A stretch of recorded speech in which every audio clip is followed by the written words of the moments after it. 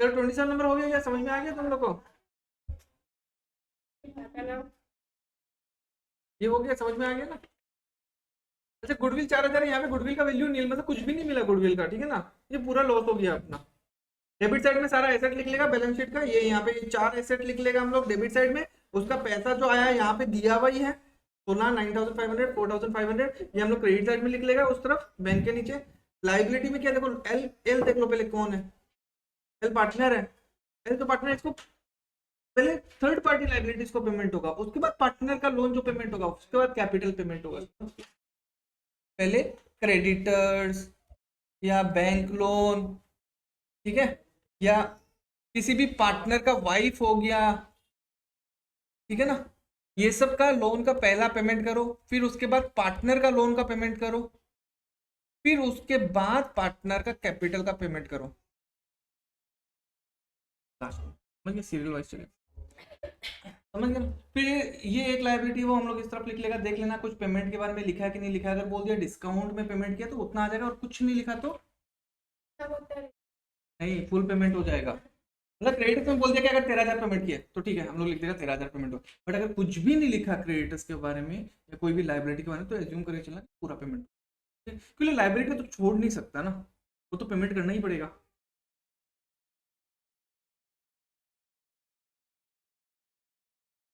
कुछ भी नहीं लिखा, ठीक है ना?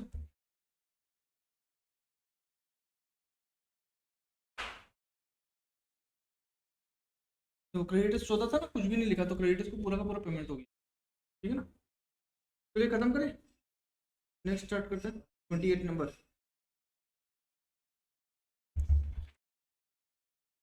Raja Ram Mohan are partners in the firm sharing profit and losses in the ratio 2:1:2।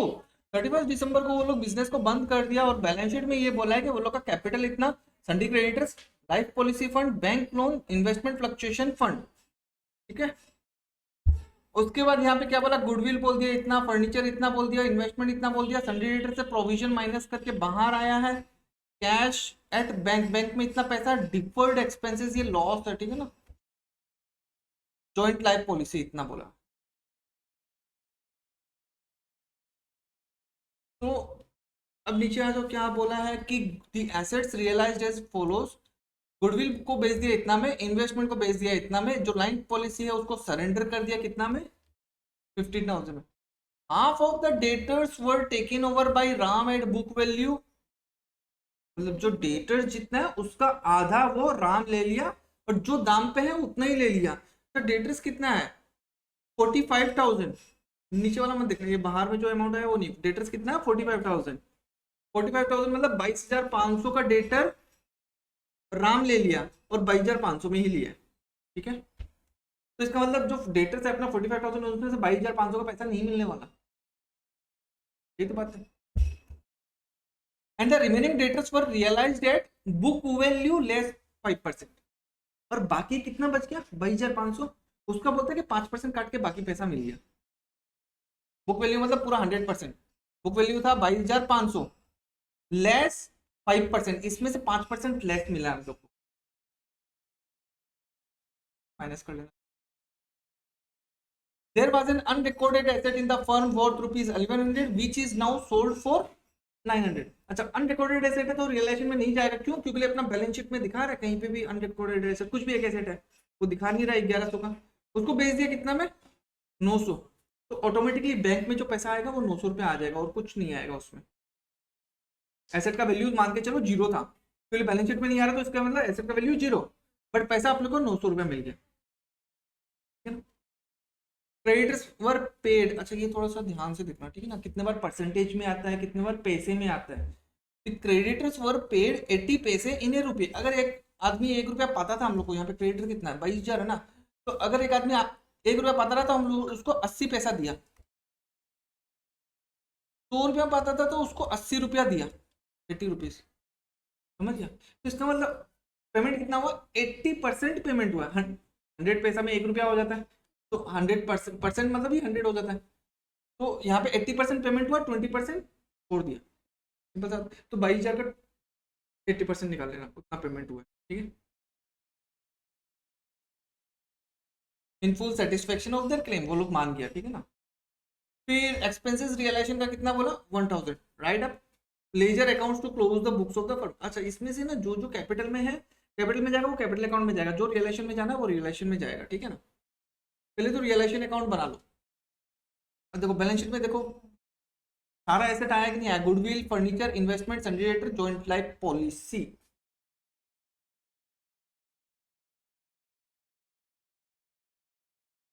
Centre value दिखा रहा है बैलेंस शीट में, इसका मतलब हम लोग को पैसा मिलेगा कुछ ना कुछ, कितना मिलेगा वो नहीं पता। पॉलिसी वैल्यू तभी मिलता है जब डेथ होता है, बट ये डेथ का चैप्टर नहीं है। या टाइम कंप्लीट हो जाता है, बट टाइम तो कंप्लीट नहीं है, पहले ही बिजनेस बंद कर दिया तो पॉलिसी तो सरेंडर करना ही पड़ेगा, ठीक है? तो अपना जॉइंट लाइफ पॉलिसी हम लोग का दिखा रहा है कि 18,000 रुपया हम लोग को मिलना है, पर कितना मिलेगा वो बात का बात। सन्डी क्रेडिटर्स ट्रांसफर कर दिया, लोन ट्रांसफर कर दिया, और इस लाइफ पॉलिसी के अगेंस्ट में हम लोग लाइफ पॉलिसी रिजर्व बना के रखा था, वो भी यहाँ पे आ जाएगा, ठीक है। डेटर से प्रोविजन फॉर बैड डेट इस तरफ था एसेट साइड में, उस तरफ जाएगा तो प्लस हो जाएगा, इसका मतलब लायबिलिटी साइड में दिखा रहा है, इस तरफ आएगा प्रोविजन फॉर बैड डेट्स, और इन्वेस्टमेंट फ्लक्चुएशन फंड भी यहाँ पे आएगा। डिफर्ड एक्सपेंसेस नहीं आया है यहाँ पे, देखो कहीं पे बैलेंस शीट में एसेट साइड में डिफर्ड एक्सपेंसेस था ना, डिफर्ड एक्सपेंसेस वो नहीं आया, ठीक है, वो लॉस है। अच्छा, वो लॉस क्यों होता है, नहीं मतलब जैसे डिफर्ड एक्सपेंसेस मतलब कोई भी फ्यूचर का एक्सपेंसेस जो होता है ना वो डिफर्ड एक्सपेंसेस होता है। मतलब हम लोग खर्चा तो अभी कर लिया, जैसे मान लो ये खादिम से यहाँ पे बना है, ठीक है, इसको बड़ा सारा होर्डिंग लगाना है वहाँ पे, बट वो होर्डिंग 5 साल तक रहेगा वहाँ पे, और या 1 साल तक ही रहेगा, कोई दिक्कत नहीं है, बट उस 1 साल के लिए बेनिफिट उसको 5 से 10 साल का बेनिफिट मिल जाएगा, क्योंकि एडवर्टाइजमेंट हो जाएगा, बट वो 1 साल का खर्चा तो अभी पे करेगा, बेनिफिट उसको कितना साल के लिए मिल रहा है, 5 साल या 10 साल जो भी है। तो ऑब्वियस बात है धीरे धीरे करके मेरा सेल्स इंक्रीज होगा, धीरे धीरे करके मेरा प्रॉफिट इंक्रीज होगा ईयर बाय ईयर, तो खर्चा भी उसी साइड से डिवाइड करना चाहिए ना। पहला साल में पूरा खर्चा ले लेगा तो मेरा तो लॉस हो जाएगा बिजनेस का, क्योंकि नया नया बिजनेस स्टार्ट किया, पता नहीं प्रॉफिट कितना होगा। जो भी होता है एक गाछ भी धीरे धीरे करके बड़ा होता है, तो वैसे ही बिजनेस भी धीरे धीरे करके बड़ा होता है, ठीक है ना।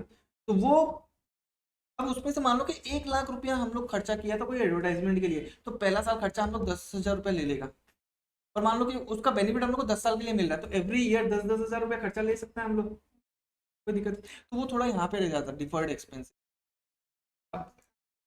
वो आगे जाके फ्यूचर में हम लोग पीएल में ट्रांसफर कर देगा, बट बिजनेस तो बंद कर रहा है, अब तो पीएल तो बनेगा ही नहीं, तो खर्चा क्या होगा, पार्टनर्स का कैपिटल अकाउंट से एडजस्ट हो जाएगा, ठीक है। क्योंकि हम लोग पहले खर्चा में नहीं लिया था, इतना अमाउंट हम लोग खर्चा में नहीं लिया था, तो पार्टनर को बेनिफिट तो ऑलरेडी चला गया, प्रॉफिट बढ़ गया था, खर्चा में नहीं लिया था। अब इस खर्चा को डायरेक्टली कैपिटल से कमा दो, आ गया। अब क्या क्या बोला है, बैंक से क्या क्या पैसा है, invest goodwill, investment, joint life policy का बोल ही दिया 15,000 रुपया आया है, और अनरिकॉर्डेड एसेट का 900 रुपया आया है, सन्ड्री डेटर का कितना आया देखो 45,000 से 22,500 माइनस कर दिया, क्योंकि राम लेके चला गया था तो बचा 22,500, उसका 5% लेस कर दिया, या तो 95% ले लो या 5% माइनस कर दो 100 में, बचा उतना ही, तो कितना मिला 21,375, ये टोटल एसेट का पैसा कितना आया, ठीक है ना। लाइबिलिटीज के बारे में क्या क्या बोल, अच्छा वो एसेट एक ले लिया था ना राम, तो पैसा बैंक नहीं आके उसका नाम पे लिख दिया, कितना आ गया 22,500, खत्म, सारा एसेट खत्म हो गया क्या। गुडविल लिख दिया, फर्नीचर कुछ नहीं है, नहीं गुडविल दिया ना, गुडविल का 30,000 मिला, फर्नीचर का कुछ नहीं लिखा, तो कुछ नहीं होगा, ना तो पार्टनर लेके गया ना बिका ना पैसा आया। इन्वेस्टमेंट का बोल दिया पैसा आ गया, सेंटीडेटर का 2 पार्ट में डिवाइड हो गया, पार्टनर भी लेके गया पैसा भी आ गया, जॉइंट लाइफ पॉलिसी का भी पैसा आ गया, खत्म। अब यहाँ पे देखो, यहाँ पे पेमेंट के लायक दो चीज ही है, एक और दो, इसका पेमेंट नहीं होगा, इसका पेमेंट नहीं होगा। प्रोविजन तो एक खर्चा के हिसाब से बना के रखा, बट उसको ये कभी लाइबिलिटी नहीं है, लाइबिलिटी साइड में आ रहा है इसलिए वो इस तरफ आ गया, बट ये तो लाइबिलिटी तो है नहीं, प्रोविजन किसको देगा हम लोग, प्रोविजन तो किसी को देना नहीं है। तो सन्डी क्रेडिटर्स को पेमेंट करना, बैंक लोन को पेमेंट करना, आ गया। यहाँ पे देखो बैंक लोन दे दिया 5,000 रुपया, और सन्डी क्रेडिटर्स में बोला 80 पैसा, देखो सिंपल सा बात है, 10,000 रुपया है तो 80% करने बोला था तुम लोग को, कितना होगा 8,000, यहाँ पे क्या किया इंटू 0.8 है, यहाँ पे 0.8, ठीक है ना। अच्छा 10,000 इंटू 0.80 करने से भी 8,000 आएगा, अच्छा कैसे 8,000 आएगा 0.80 से मल्टीप्लाई करने से? ये देखो, ये 10,000 को हम लोग लिखे हैं, 10,000 80% को लिखो तो मतलब 80/00 कटा, और यहाँ पे क्या आएगा, डेसिमल आ जाएगा ना, तो नीचे को इसको काटेगा तो एक ही बात है। तो कितना हुआ, 22600, खत्म सारा। यहाँ का टोटल करो, यहाँ से इतना तक माइनस करो, 22,500 तक।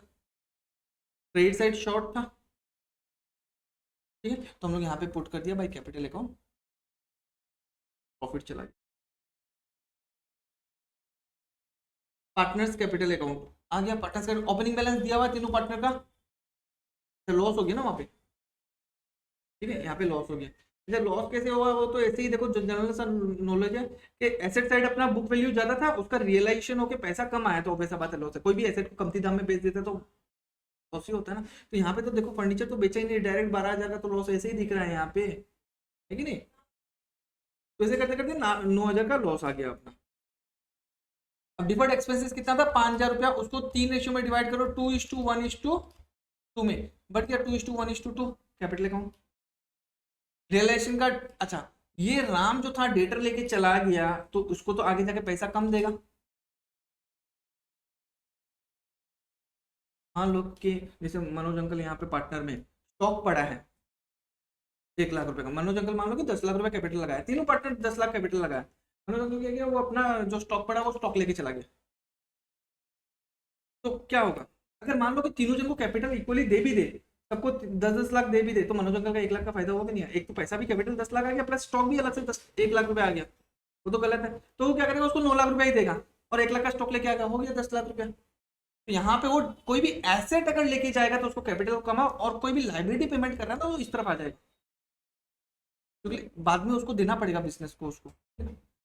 तो डेट रियल, और ये कहाँ से आया, रियलाइजेशन अकाउंट से। कैपिटल अकाउंट ढूंढो, यहाँ पे कैपिटल अकाउंट कहाँ पे है, यहाँ पे कहीं पे भी कैपिटल अकाउंट नहीं है, यहाँ पे कैपिटल अकाउंट दो जगह है, एक तो ये और दूसरा ये, ठीक है ना, इस तरफ आ रहा है तो कैपिटल अकाउंट का उल्टा साइड, तो कैपिटल अकाउंट का उल्टा साइड, राम का मैं राम का लिख दिया, और उसके बाद रियलाइजेशन का लॉस तीनों का एक साथ लिख दिया। क्लोजिंग कैपिटल निकाल सकता है, ये बैंक से पेमेंट हो जाएगा, बैलेंस BDCD मत लिख देना यहाँ पे, यहाँ पे क्या हो जाएगा, बैंक, बैंक के थ्रू पेमेंट हो गया कैपिटल को।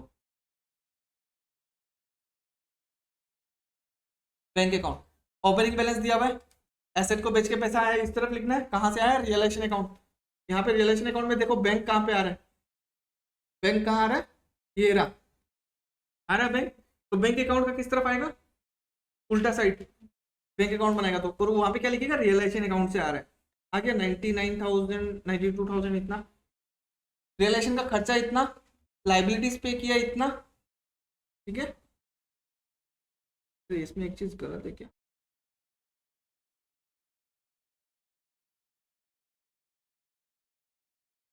अच्छा लोन तो था ही नहीं पार्टनर का, वो इससे पहले वाला क्वेश्चन में था पार्टनर का।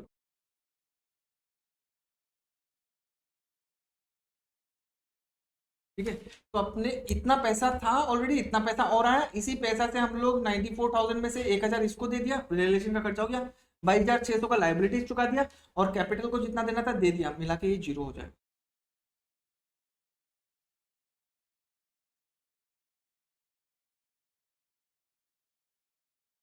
नेक्स्ट 29, कोई तीन पार्टनर है, ratio 3:1:1, creditors, realisation account, bills payable, realisation account, contingency reserve.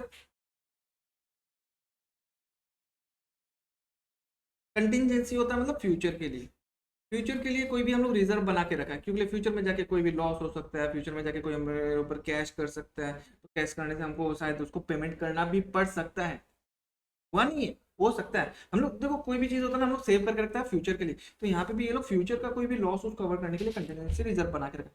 अच्छा बिजनेस ही बंद हो रहा है तो एक अपना कोई भी फ्यूचर में लॉस होगा तो प्रॉफिट से क्रिएट किया हुआ था, पार्टनर कैपिटल अकाउंट में चला जाएगा। मॉर्गेज ऑन बिल्डिंग, बिल्डिंग लिया था, मतलब मॉर्गेज मतलब होता मतलब सिक्योरिटी के हिसाब से, बिल्डिंग को सिक्योरिटी देके हम लोग कुछ लोन लिया है, लाइबिलिटी, ठीक है। मिसेस एज लोन, ए पार्टनर है तो वाइफ पार्टनर नहीं, ये रियलाइजेशन में आएगा, ठीक है ना। एज लोन ये रियलाइजेशन में नहीं आएगा, या तो ये कैपिटल अकाउंट में ट्रांसफर होगा या तो ये पेमेंट हो जाएगा, दोनों में से कुछ भी एक हो सकता है। अच्छा कैपिटल अकाउंट में चला जाएगा तो लास्ट में कैपिटल उसको ज्यादा पेमेंट हो गया तो कैपिटल प्लस लोन का पेमेंट हो गया, या अलग से दिखा दोगे खाली लोन का ही पेमेंट किया, ठीक है ना। कैपिटल अकाउंट इतना बोल दिया, बैंक में इतना पैसा है, ये रियलाइजेशन में तो कभी जाता ही नहीं है। मोटर कार रियलाइजेशन में, डेटर्स रियलाइजेशन में, प्लांट मशीनरी रियलाइजेशन में, फर्नीचर फिटिंग रियलाइजेशन में, स्टॉक रियलाइजेशन में। पहले रियलाइजेशन में करोगे ये 5 ट्रांसफर करो, कर दिया। Motor car, debtor, plant and machinery, furniture और 1 2 3 4 5, ये 5 एसेट साइड में डाल दिया। अब लाइबिलिटी साइड से लेके आओ, क्या क्या आएगा, creditors, bills payable, mortgage on building, Mrs A's loan. Creditors, bills payable, mortgage on building, Mrs A's loan. Balance sheet का सारा आइटम ले लिया, ठीक है। अब आ जाओ कि क्या क्या एसेट बेच के पैसा आया और क्या क्या पेमेंट किया।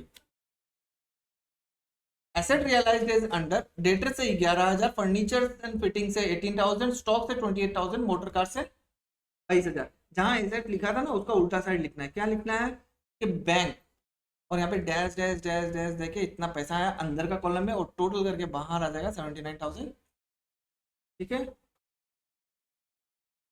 There was an unrecorded asset value of 3,000 which is now taken over by CC। बोल दिया कि हमको एक अनरिकॉर्डेड एसेट है, ये चलो एसेट निकल के हमको दे दो, तो दे तो कमा देगा, ठीक है। अब अनरिकॉर्डेड एसेट है तो यहाँ पे तो आएगा नहीं, बट अचानक से फायदा हुआ ना तो इसलिए क्रेडिट साइड में आ गया। By C's capital account unrecorded asset 3,000 रुपये, ठीक है। भेज देता तो बैंक अकाउंट आ जाता वहां पे। प्लांट एंड मशीनरी बोला कि ए और बी ले लेगा book value. Plant and machinery कितना है 21,000, तो कोई भी जो प्लांट एंड मशीनरी है वो ए और बी ले लिया बुक वैल्यू में। क्या रेशियो में दिया है वो कुछ भी नहीं बोला हुआ। मान लो एक कैपिटल, एक पार्टनर का कैपिटल कम हो सकता है, एक पार्टनर का कैपिटल ज्यादा हो सकता है, एक पार्टनर का कैपिटल 50,000 हो सकता है, एक जन का 5,000 भी हो सकता है। बट मान लो कि एक एसेट है 30,000 का, दोनों जन आधा आधा में ले लेते, उसको भी 15 मिला, उसको भी 15 मिला, बट इसको तो लेना और कैपिटल लाना पड़ जाएगा। 5,000 तो कैपिटल है, 5,000 ही देना है, बट वो एसेट लेके चला जाएगा कैसे 15,000 का, जितना कैपिटल है उससे ज्यादा तो लेके नहीं जा सकता।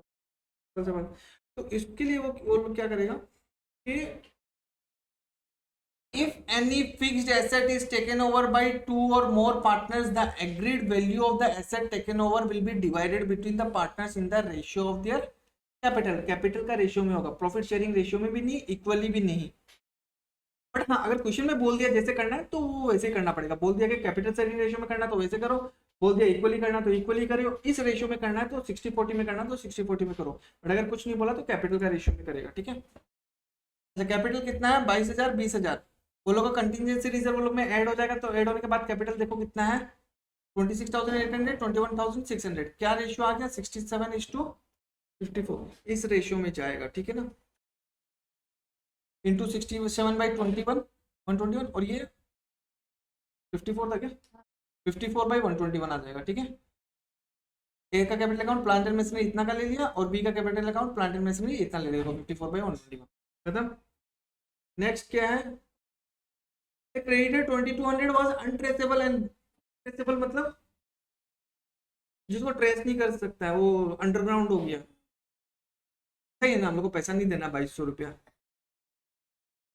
मान लो कि परमजीत तुमसे पैसा पाता, तुमको देना है परमजीत को 2,200 रुपया, बस पुलिस उसके पीछे पड़ गया, वो चला गया अंडरग्राउंड, तो तुम्हारा तुम बिजनेस तो बंद कर रहा है, तुमको जो जो मिला तुम उसको दे दिया पैसा जो जो पाता रहा, अब ये नहीं मिल रहा तो क्या कर सकते हैं, अलग से साइड करके तो नहीं रखेगा ना। तो जितना क्रेडिटर्स है अपना कितना है 7,000 है ना, उसमें से 2,200 रुपए का पेमेंट नहीं हुआ, ठीक है।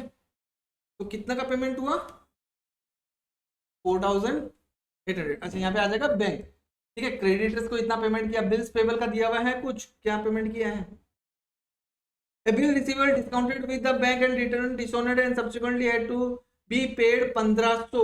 अच्छा बिल्स पेबल कितना है 3,500, बट बैंक को और 1,500 रुपया और देना है, ठीक है ना। तो बिल्स पेबल पूरा का पूरा और प्लस डिसोनर जो बिल हुआ था उसके लिए बैंक को 1,500 रुपया।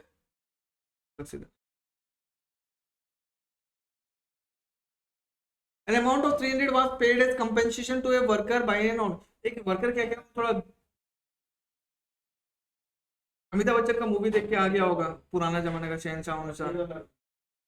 वो क्या किया, केस कर दिया, तो कोर्ट भी क्या उसको 300 रुपया बोल दिया गया, बोल दिया कोर्ट, बोल दिया कि ठीक है इसको 300 रुपया दे देना। मेरा तो लाइबिलिटी आ गया ना, कोर्ट का डिसीजन को तो मना नहीं कर सकता है, लाइबिलिटी आ गया नया, तो उसको पेमेंट कर दो, कंपेंसेशन। ठीक है, सारा खत्म। मिसेज एज का लोन कुछ भी नहीं बोला तो पेमेंट हो जाएगा पूरा खत्म। प्रॉफिट एंड लॉस निकाल लेना, यहाँ पे क्या आ गया, लॉस आ गया, कितना, 1500 रुपया का, ठीक है ना।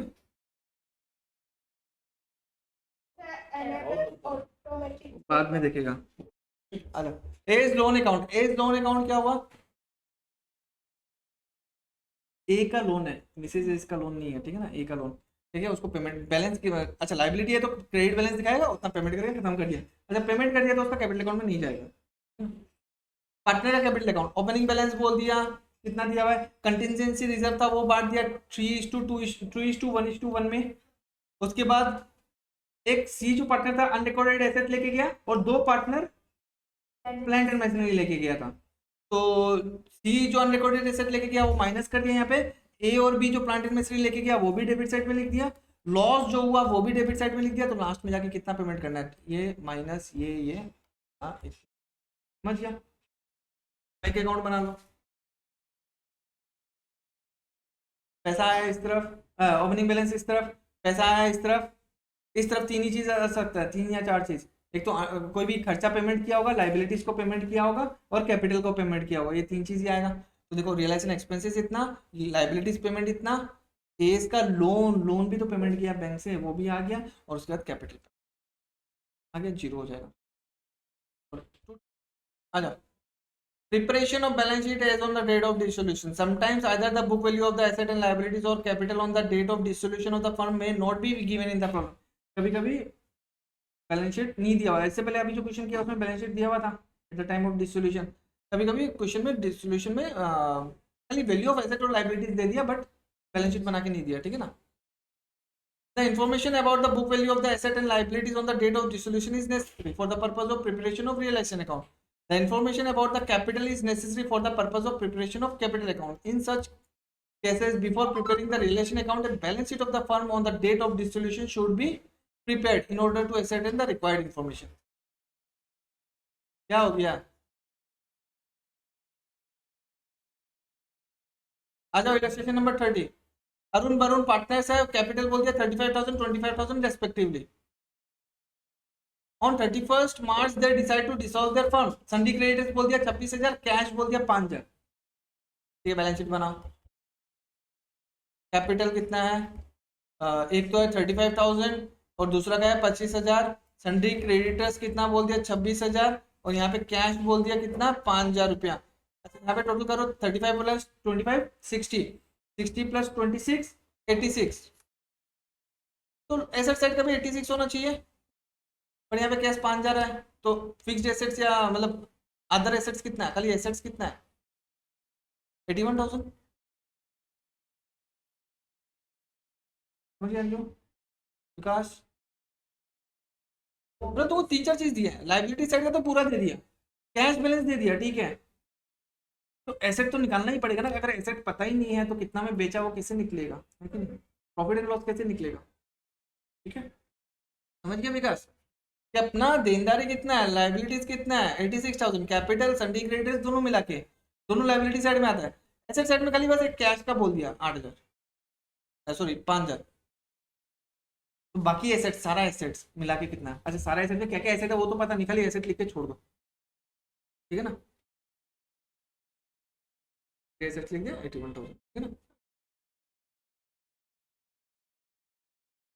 Irfan and Rudra are partners in the firm with capital 45,000 35,000, दो चीज दे दिया। On 31st March they decide to dissolve their firm. On the date sundry creditors बोल दिया 25,000, अच्छा देखो सन्डी क्रेडिटर्स 25,000 लिख दिया, कैपिटल लिख दिया 45,000 35,000, टोटल बाहर 80,000 आ गया। उसके बाद क्या बोला, लोन फ्रॉम रुद्रा, रुद्रा से लोन, हाँ रुद्रा को लोन दिया है ना, लिया है क्या, श्योर, क्या है लोन फ्रॉम रुद्रा, लोन दिया है? बोलो, एक बोलो ना, लोन दिया है। केबीसी में भी 4 ऑप्शन देता, हम तो तुमको 2 ही दे रहे हैं।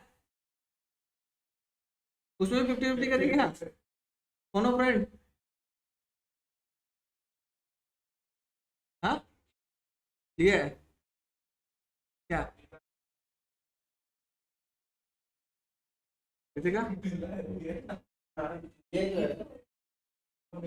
परमजीत हमसे लिया है। क्या? मिला है फ्रॉम है, लोन फ्रॉम है, लोन टू नहीं है, फ्रॉम तो लिया है रुद्रा से, तो लाइबिलिटी हो गया लोन फ्रॉम रुद्रा 10,000। ठीक है, कैश इन हैंड बोल दिया 5,000, लिख दिया cash in hand 5,000, sundry asset 1,10,000। ठीक है, दे ही दिया यहाँ पे सन्ड्री एसेट। ठीक है, सन्ड्री एसेट, फिर बैलेंसिंग फिगर काहे दिया? एसेट रियलाइज बोल दिया, नहीं, asset and the result of result with amount of realisation of assets and liabilities without preparing date. तो काट दो, शायद ये क्वेश्चन में नहीं होना चाहिए, गलती से दे दिया यहाँ पे, क्योंकि बैलेंसिंग फिगर आया है ना। ठीक है,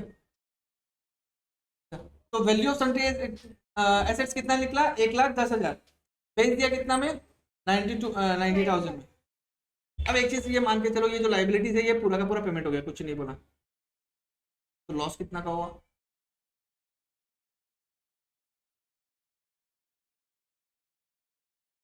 चलो 32 नंबर देखो, हो गया? हो गया क्या 32? अब ये स्टार्ट करेगा, देखो, है ना? तो हो गया, इसमें 2 ही है बैलेंस ही।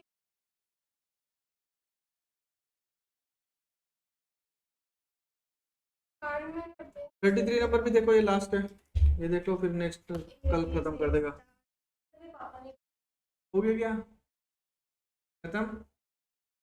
तुमको समझ में आया? पूछे?